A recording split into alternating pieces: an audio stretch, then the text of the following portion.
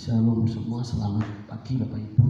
Langsung saja kita membuka Alkitab kita di Ayub pasal 28 ayat 28. Kita belajar dari kitab Ayub.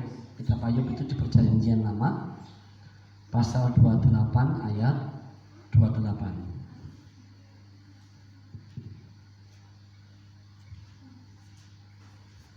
Sudah ketemu? Ayub pasal 28 ayat 28. Kalau sudah ketemu, kita baca bersama-sama ya. 3, 2, 1. Tetapi kepada manusia ia berfirman, sesungguhnya takut akan Tuhan itulah hikmah, dan menjauhi kejahatan itulah akal budi. Nah, Bapak Ibu yang terkasih, mari kita belajar satu prinsip rohani yang sangat penting di dalam Alkitab, di dalam kehidupan orang percaya khususnya. Saya melihat bahwa orang Kristen di mana-mana tempat atau yang paling tidak yang kita ketahui itu sangat miskin, ya, sangat miskin dalam mengalami kenyataan Tuhan. Ya. Saya katakan sangat miskin, artinya sedikit sekali memiliki pengalaman bahwa Allah itu yang sungguh-sungguh nyata. Ya. Bagi kita uang itu lebih nyata, mobil, rumah, istri, anak itu lebih nyata daripada Tuhan. Bagi kebanyakan orang Tuhan tidak nyata sama sekali. Kenapa? Karena pertama, Allah tidak bisa dilihat. Allah tidak bisa dilihat. Yang kedua, kita melihat bahwa kita memandang bahwa Allah itu jauh entah di mana. Kita di bumi, mungkin Allah jauh di surga, di singgasananya. Kita tidak tahu. Tetapi itu perasaan kita, itu pandangan kita tentang Allah. Jadi untuk melihat bahwa Allah itu nyata tidak mudah. Jadi ini menjadi banyak kelemahan orang Kristen, orang percaya atau murid-murid Kristus untuk bagaimana bisa mengalami bahwa Allah itu sungguh-sungguh hidup, Allah itu sungguh-sungguh ada. Bayangkan kalau saudara mengatakan, ditinggikanlah namamu Tuhan, engkau layak ditinggikan. Kita serta-merta pikiran kita merenung. Ketika kita mengatakan engkau ditinggikan, Allah ditinggikan, Allah sedang apa? Allah sedang apa? Ya. Jadi sangat dangkal dan sedikit sekali bahwa orang-orang percaya itu mengalami bahwa Allah itu sungguh-sungguh nyata. Nah, mari kita lihat Bapak Ibu di Yohanes 4 ayat 23 contohnya. Injil Yohanes 4 ayat 22 dan 23. Sudah ketemu? Silakan dibaca yang ketemu. Dikatakan apa itu di situ? Allah itu roh, betul? Tapi coba dibaca dengan lengkap. Demikian firman Tuhan. Ya. Kamu menyembah apa yang tidak kamu kenal? Kamu menyembah apa yang kami kenal? Sebab keselamatan dari bangsa datang dari bangsa Yahudi. Tetapi saatnya akan datang dan sudah tiba sekarang bahwa penyembah-penyembah benar akan menyembah Bapa dalam roh dan kebenaran, sebab Bapa menghendaki penyembah-penyembah demikian. Sebab seterusnya ayat 24. Allah itu roh, ya. Dan barang siapa menyembah Dia harus menyembah dalam dikatakan Allah itu roh. Jadi kalau Allah itu roh, tidak seorang pun pernah bisa melihat roh. Ya. Ada yang bisa pernah melihat roh di sini? Oh, ini roh saya, nggak bisa. Siapapun tidak bisa. Dan Allah itu roh. Dan di Alkitab juga dikatakan tidak seorang pun pernah melihat Allah. Ya. Jadi Allah itu roh, dan tidak hanya Allah itu roh, tetapi dikatakan di Alkitab tidak seorang pun pernah melihat Allah. Nah, jadi bagaimana kita bisa mengalami Allah yang tidak kelihatan itu, Allah yang roh itu, Allah yang tidak nampak itu, bagaimana Allah yang tidak nampak itu sungguh-sungguh nyata dalam kehidupan orang yang percaya.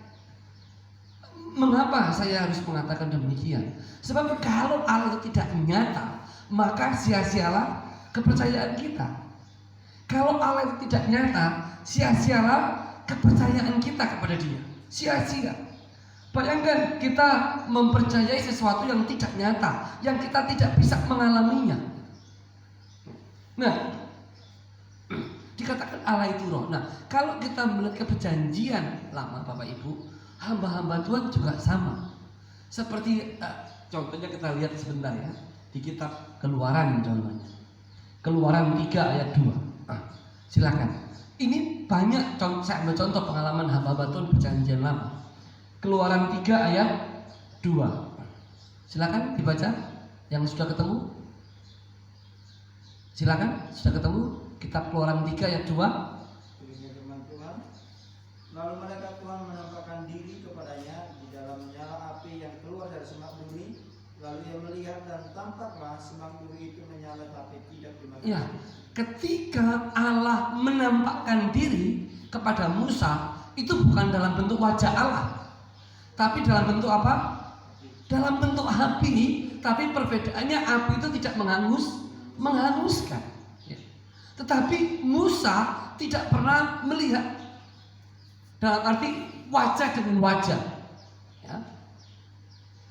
Tidak pernah. Justru dia melihat Allah itu penampakannya dalam bentuk api. Dan seluruh bangsa Israel melihat penampakan Allah atau kehadiran Allah atau hadirat Allah itu juga bukan dalam bentuk wajah, tapi dalam bentuk tiang awan dan tiang api. Penyertaan Allah itu. Nah, tetapi bukan berarti Allah tidak nyata. Mengapa? Karena Allah mengekspresikan, mewujudkan pernyataan dirinya itu dengan cara yang berbeda. Ya. Tapi bukan berarti Allah tidak ada, iya kan? Allah nyata, faktanya dia berbicara kepada Musa, dia berbicara kepada Abraham, dia berbicara kepada hamba-hambanya, kepada Nuh, kepada Yusuf, kepada banyak, kepada Daud, kepada Salomo. Dia berbicara. Tetapi kalau dikatakan bahwa Allah itu nyata yang menurut ukuran manusia, yaitu nyata dengan wajah, Allah tidak pernah menyatakan dirinya dengan cara demikian. Gitu. Allah itu menyatakan dirinya dengan cara yang sangat unik. Gitu. Nah, kalau Bapak Ibu membaca di Keluaran 3 ayat 2 tadi, Allah menyatakan dirinya kepada Musa itu dalam bentuk api yang tidak menghanguskan. Ya. Tetapi di ayat yang lain, Allah itu menyatakan dirinya dalam bentuk api yang menghanguskan. Nah, di banyak kitab yang lain ya. Contohnya, mari kita lihat. Ulangan 9 ayat 3. Sebetulnya banyak ayatnya. Allah itu api yang menghanguskan. Kalau di Keluaran 3 ayat 2, Allah menyatakan dirinya dalam bentuk api yang tidak menghanguskan. Tetapi di banyak ayat yang lain justru Allah menyatakan dirinya dalam bentuk api yang menghanguskan. Ulangan 9 ayat 3. Silakan. Ya. Maka ketahuilah pada hari ini bahwa Tuhan Allahmu dialah yang berjalan di depanmu laksana api yang menghanguskan. Dia akan memunahkan mereka dan dia akan menundukkan mereka di hadapanmu. Demikianlah engkau akan menghalau dan membinasakan mereka dengan segera seperti yang dijanjikan kepadamu oleh Tuhan. Ya, saudara lihat perwujudan Allah yang berbeda. Ya, di Keluaran 3 tadi ayat 2, Allah menyatakan dirinya kepada Musa ketika Allah memberikan panggilan kepada Musa untuk melayani dia. Itu dalam bentuk api yang tidak menghanguskan.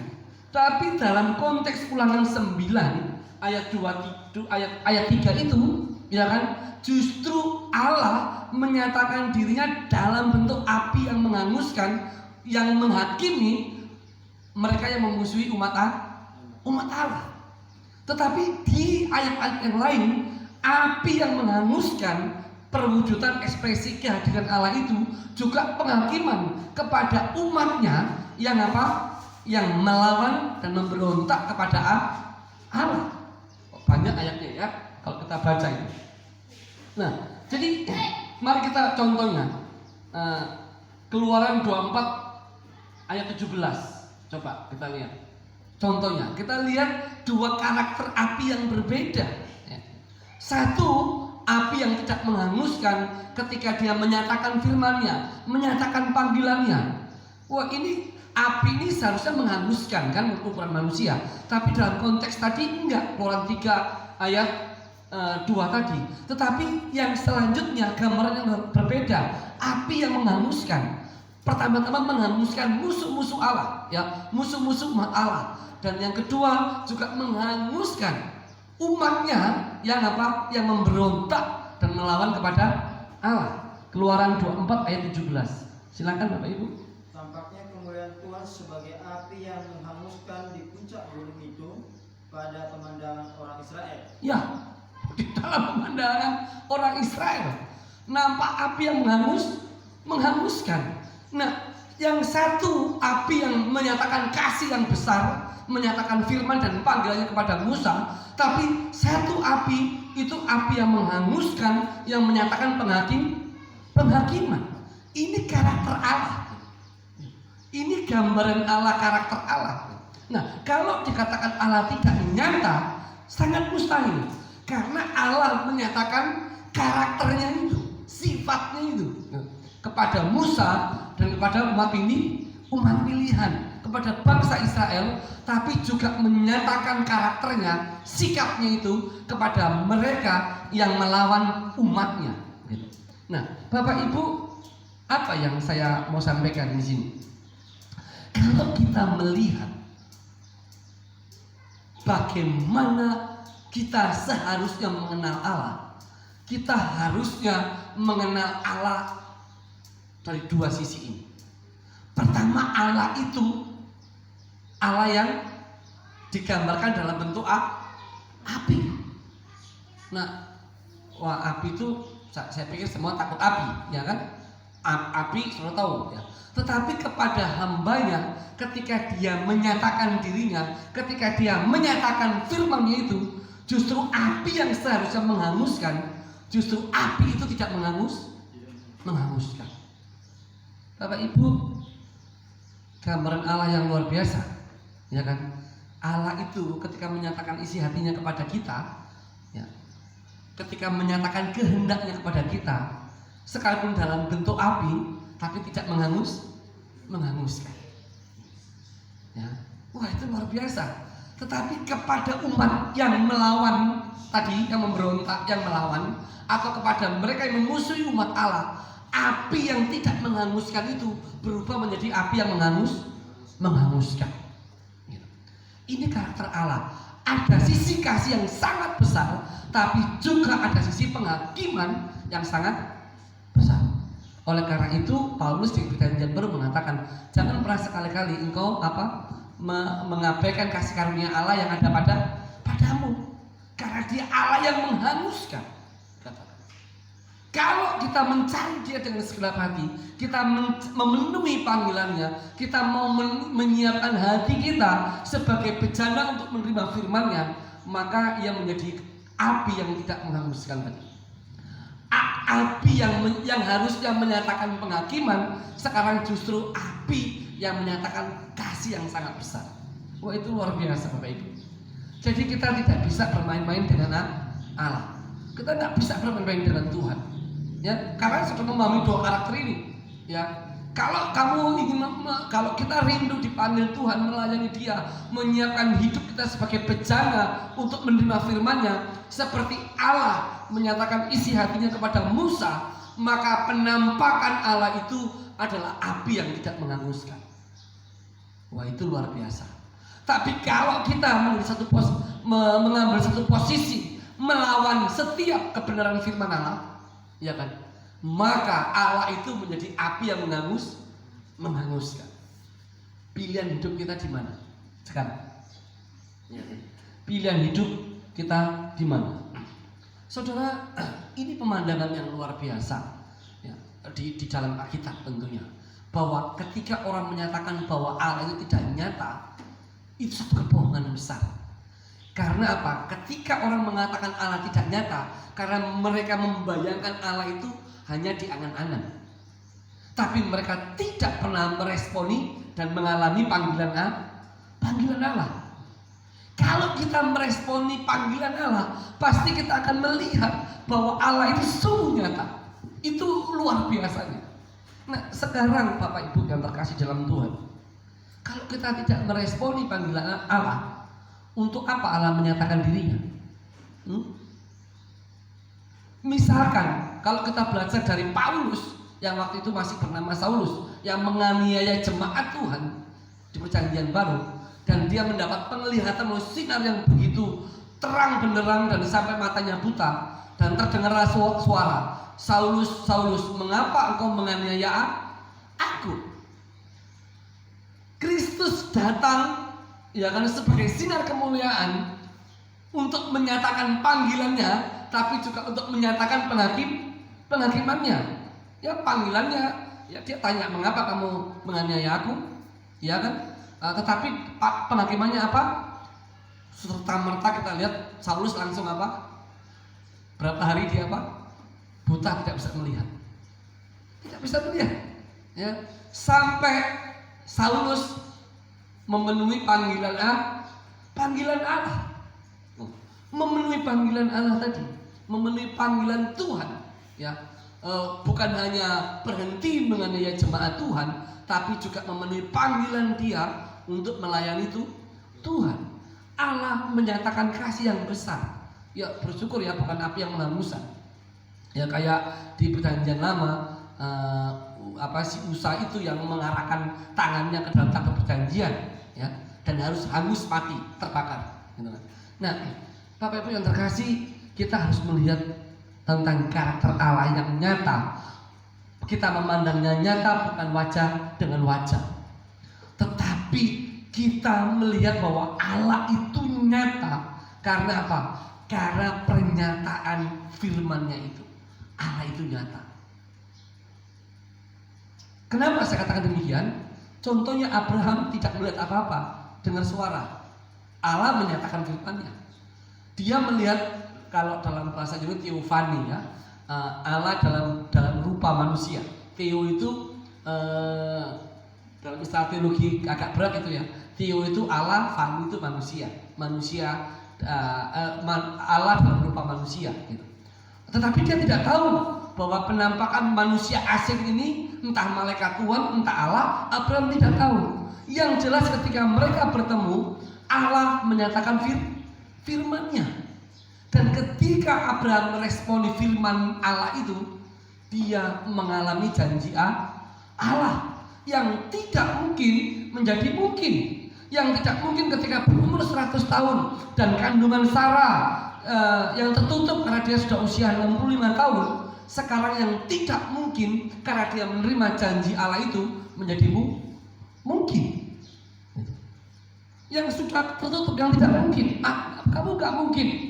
Dalam ilmu medis kedokteran kamu gak mungkin. Tapi karena dia menerima janji Allah dan dia terima janji itu sebagai pernyataan isi hati dan pribadi Allah, Allah yang jauh, Allah yang tidak nampak, sekarang bagi Abraham Allah itu nyata karena janjinya yang dia pegang. Itu luar biasa ya. Makanya saudara, kenapa merenungkan firman Tuhan itu penting, menghafal ayat itu penting. Kenapa? Karena dengan itu kita belajar mengimani janji Allah.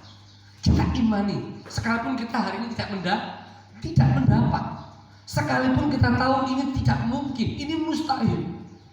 Saudara, apakah mungkin 5.000 orang dengan 5 roti dengan 2 ekor ikan? Apakah mungkin? Tidak mungkin. Tapi Kristus Yesus membawa 5 roti dan 2 ekor ikan itu yang tidak mungkin itu di hadapan Allah, dan dia percaya dengan janji Allah itu, maka yang mustahil dan tidak mungkin itu bisa bisa dinikmati 12.000 dinikmati oleh 5.000 orang, dan sisa berapa bakul? 12 bakul. Bapak Ibu, ini luar biasanya ketika kita mengenal Allah dari janjinya itu, dari firman-Nya itu, sekalipun penampakannya secara lahiriah bisa berubah-ubah. Kepada Musa dalam bentuk api yang menghanguskan, kepada yang tidak menghanguskan ya, kepada Musa, kepada umat yang menentang dia bentuk dalam api yang menghanguskan, kepada bangsa Israel yang 40 tahun di padang gurun, dia menampakkan dirinya, menyatakan dirinya dalam bentuk tiang awan dan tiang api. Berbeda-beda, tapi tidak menjadi penting apa penampakan lahiriah itu, karena itu bukan wajah Allah, iya kan? Tetapi janjinya itu, penyertaannya itu yang menegaskan bahwa Allah itu nyata. Kita nggak perlu lihat wajah Allah. Kalau Allah itu roh, apa yang bisa dilihat? Amin. Kalau Allah itu roh, apa yang bisa dilihat? Nggak bisa. Selain kita memegang janji firman-Nya itu sebagai bentuk kehadiran Allah dalam hidup kita. Nah, kalau kita membaca kisah para rasul juga pengalamannya sama. Saudara masih ingat ketika Stefanus dilempari batu, sekarat hampir mati, dikatakan aku melihat anak domba berdiri di sebelah kanan Allah Bapa. Kalau kita lihat itu ya, coba kita lihat kisah para rasul 7 ayat 5.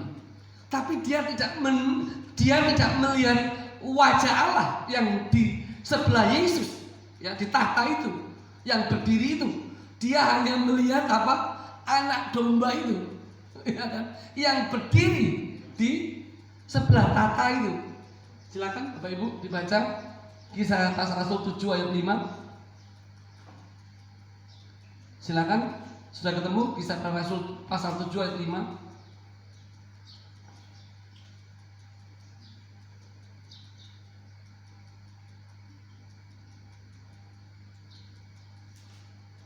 Sudah ketemu? Kisah Rasul 7 ayat 25, silakan. Dan di situ Allah tidak memberikan nilai usaha kepadanya, bahkan setapak tanah pun tidak. Kisah Rasul 7 ayat 5. Tetapi ia berjanji akan memberikan Betul. tanah itu kepadanya menjadi kepunyaan dan kepunyaan keturunannya, walaupun pada waktu itu dia tidak mempunyai anak.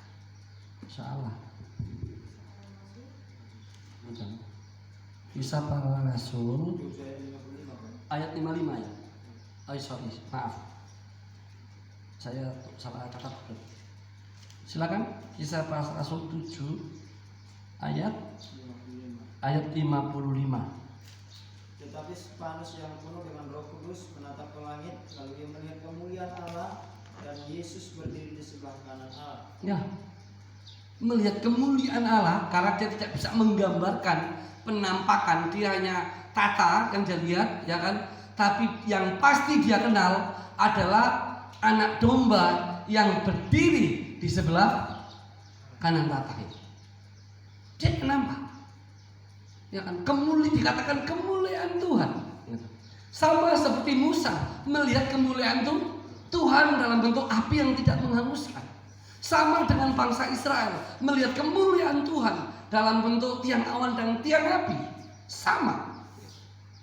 Tetapi kita tidak bisa mengatakan bahwa api yang tidak menghanguskan, tiang awan dan tiang api, atau penglihatan Stefanus itu sebagai gambar wajah Allah. Tidak. Karena dikatakan dalam kitab tidak seorang pun pernah melihat Allah. Ya, tidak.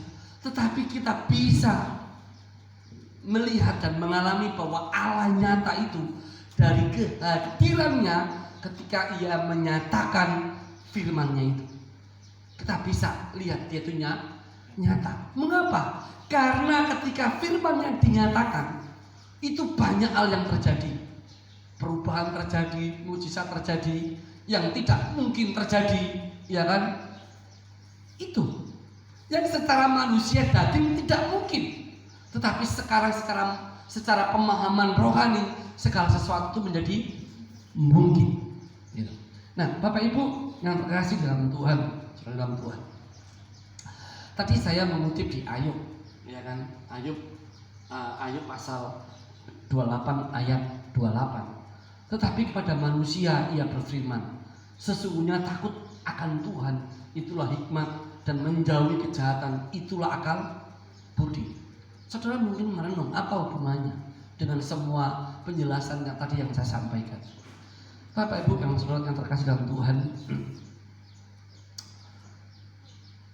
hikmat itu dalam teks asli itu disebut kebijaksanaan. Hikmat dalam teks asli itu bisa diartikan juga kebijaksanaan. Kalau saya boleh mengatakan begini, tetapi kepada manusia ia berfirman, sesungguhnya takut akan Tuhan itulah kebijaksanaan. Saudara tahu apa itu kebijaksanaan? Anak ini memang tidak pintar tapi bijak, ya kan? Ada, kita sering dengar pernyataan itu. Anak ini bijaksana sekali. Ya. Bijaksana itu menggambarkan, menyatakan banyak hal. Pertama, dia dewasa, dia bisa membuat keputusan, dia komitmen, dia bisa berjalan di jalan yang seharusnya, yang benar. Itu bijaksana. Ya. Tetapi kalau kita melihat bahwa kebijaksanaan itu hanya ada ketika orang mengalami pengenalan akan Tuhan. Ya. Orang bisa bijaksana itu kalau dia mengalami pengenalan akan Tuhan. Dan pengenalan akan Tuhan itu hanya didapat ketika seseorang itu menyerap firman Allah. Hanya menyerap firman Allah. Tadi saya katakan, semakin kita kaya di dalam firman Allah, semakin kita kaya dalam persekutuan akan firman Allah, semakin kita mengalami satu perubahan menjadi orang yang bijaksana. Semakin kita sedikit merenungkan firman Allah, semakin kita sedikit mencari kebenaran firman Allah, semakin kita jauh dari hikmat, jauh dari kebijaksanaan, jauh. Nah, Bapak Ibu yang terkasih dalam Tuhan, hamba-hamba Tuhan maupun di perjanjian lama, baik di perjanjian baru, mereka mengejar ini, kebijaksanaan, hikmat, takut akan Tuhan ini. Kata takut akan Tuhan bukan berarti takut secara emosional. Saya tak enggak gitu. Saya takut, bukan itu. Takut itu ada satu respect, menghargai setiap janji Allah, menghargai setiap ajaran Tuhan, menghargai dan menghidupi setiap apa yang Tuhan ajarkan. Itu takut akan Tuhan. Saudara bisa ketemu saya, tapi mungkin secara fisik saudara takut, bisa. Takut aku. Tapi bukan takut akan Tuhan yang demikian yang dimaksud. Sampai takut Tuhan di mana kita menghargai orang ini dari kualitas hidupnya, dari apa yang diajarkannya, dari teladan hidupnya. Kita muncul rasa respect. Ya, kalau orang sini bilang rasa segan. Sampai kita sama seperti dia, sampai kita mengikuti apa yang dia sampaikan, dia ajarkan. Sampai kita meneladaninya, maka kita disebut takut akan Tuhan. Kita bijaksana. Nah, Tuhan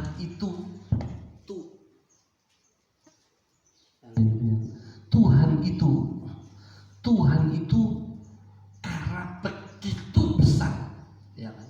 Kasihnya kepada manusia, agar manusia itu mengenal dirinya dengan benar, dia rela turun langsung, terlibat langsung, seperti menemui Musa, menemui Abraham, rela. Saya pikir kalau tata itu begitu mulia, untuk apa dia capek-capek menemui Musa atau menemui Abraham, untuk apa? Iya kan?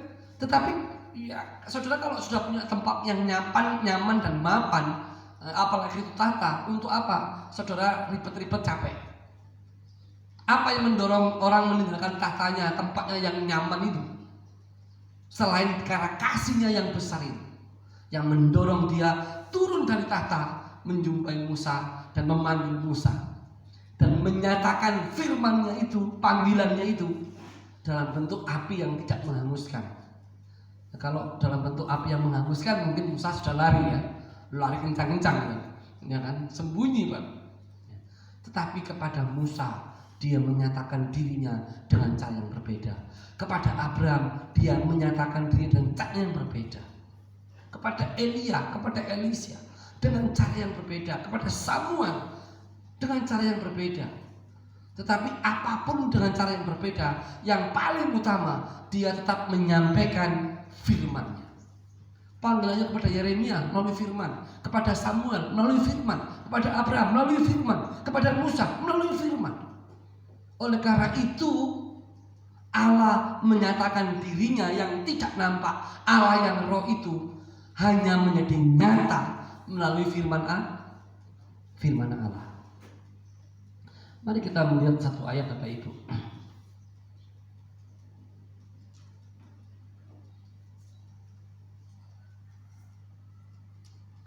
Firman di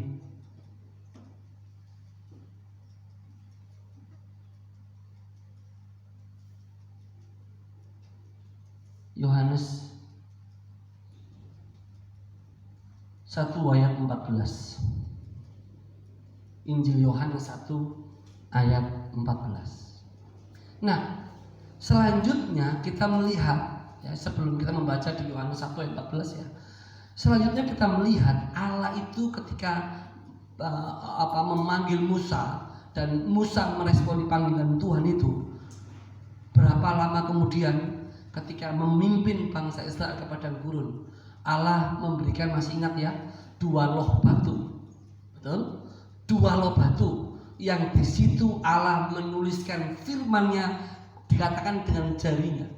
Dengan jarinya. Kadang-kadang saya merenung, wah, apakah jari Allah sama dengan jari manusia ya? Pasti tidak mungkin. Ya, kalau Allah itu roh, tapi fungsinya itu mungkin dengan jari kita sama. Entah dengan jari kita nggak tahu. Ya, fungsinya sama. Yang jelas di situ 2 loh batu tertulis firman Allah. Ya, 10 perintah firman Allah.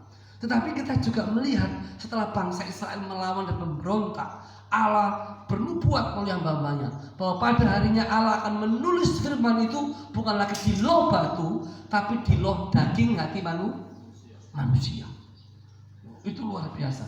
Di loh daging hati manusia. Gitu. Nah, mari kita lihat Yohanes 1 ayat 14. Yohanes pasal 1 ayat 14. Silakan dibaca.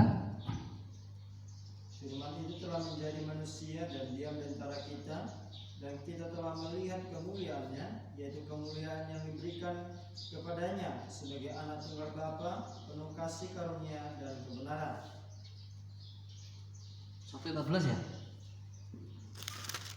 Dan firman itu telah menjadi manusia ya, betul? Betul? Firman itu telah menjadi manusia dan di antara kita. Allah tidak menuliskan firman-Nya itu di loh batu. Tidak. Ya kan? Tapi firman itu sekarang telah menjadi manusia. Makanya kalau kita mengatakan bahwa seluruh kepenuhan Allah ada di dalam Kristus Yesus, itu bermakna seluruh firman janji yang Allah mau nyatakan kepada manusia itu, janji keselamatannya, janji pembebasannya, janji pertolongannya, ya kan, janji perubahan total, hidup total menjadi manusia rohani itu, ya kan, sekarang dinyatakan sepenuhnya di dalam manusia Yesus. Firman itu telah menjadi manusia. Wah, makanya kita tidak heran kita dikatakan Yesus itu adalah firman yang hidup. Dia di Yohanes 6 dia mengatakan, akulah roti hidup. Kata roti itu juga gambaran dari firman, ya kan? Gambaran dari firman itu memang diambil dari peristiwa, merujuk kepada peristiwa bangsa Israel 40 tahun di padang gurun menerima manna sorgawi. Itu hanya untuk perut. Tetapi sekarang roti yang hidup, roti yang turun dari surga itu sekarang bukan untuk perut lagi, tetapi untuk menjadikan manusia itu menjadi manusia yang baru. Manusia yang baru yang tidak sama dengan dunia ini. Manusia yang tidak lagi dilahirkan dari daging dan keinginan manusia, tapi manusia yang dilahirkan oleh kehendak Allah melalui firman-Nya itu. Ya. Saudara, kalau saudara melihat ini, betapa besar rencana Allah itu kepada manusia, betapa besar rencana Allah itu kepada saudara dan saya. Ya, dalam hidup itu betapa besar rencana Allah itu. Kalau kita memahami rencana Allah yang demikian besar, kita dengan Allah tidak akan setengah-setengah. Tidak akan setengah-setengah. Kita ini paling merasa, kita ini dangkal sekali. Kita merasa bangga, oh saya ini sudah kenal Tuhan, saya sudah melayani Tuhan, oh saya sudah dipakai Allah. Ya bagus, nggak salah. Tetapi Allah itu mau menjadikan kita itu sungguh-sungguh manusia yang baru, manusia yang baru, yang tidak dilahirkan lagi oleh keinginan daging manusia, tapi oleh kehendak Allah itu, oleh kehendak Allah itu. Wah, itu luar biasa. Nah, saudara, saya masih ingat ketika saya melayani di Surabaya. Waktu itu saya masih mahasiswa dan kami melayani anak-anak SD dan SMP. Ya, orang berpikir SD SMP apakah mungkin orang itu bisa mengenal Tuhan dan mengasihi Tuhan? Tapi waktu itu di Surabaya kami melayani anak SD dan SMP, justru mereka begitu bersentuhan dengan firman Allah, mereka mengalami perubahan hidup yang luar biasa. Dan sampai hari ini saya mendengar banyak mereka itu melayani Tuhan. Wah, itu luar biasa. Jadi mereka, Allah bekerja menjadikan mereka itu manusia yang sama sekali baru, yang baru total, yang berbeda dengan manusia yang daging ini. Tapi mereka menjadi manusia rohani yang baru, yang kehendak Allah dinyatakan, yang dimana pengenalan akan Allah dinyatakan, di mana mereka sekarang sudah hidup dalam hikmat Allah, dalam kebijaksanaan Allah tadi. Bapak Ibu yang terkasih dalam Tuhan, saya mau tutup dengan pesan ini. Betapa sia-sianya hidup rohani kita itu kalau hanya menjadi yang orang aktif ke gereja, hanya aktif ke gereja, tapi tidak mengalami Allah itu sungguh nyata. Paling tidak Allah itu nyata dalam mengubah hidup kita, mengubah hidup kita sungguh-sungguh menjadi manusia baru, sungguh-sungguh menjadi manusia baru. Tuhan memberkati.